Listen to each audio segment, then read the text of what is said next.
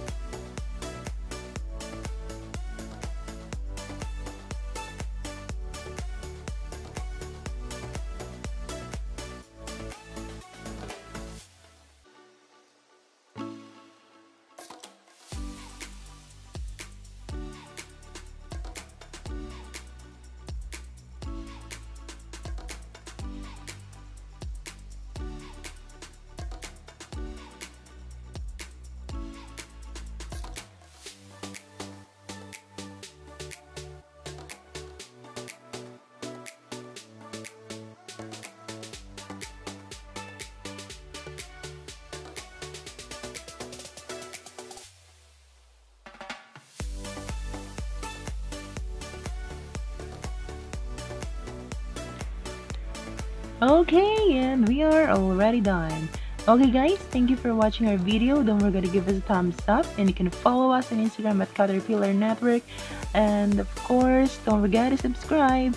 Okay guys, I will see you next time for our next video. Bye.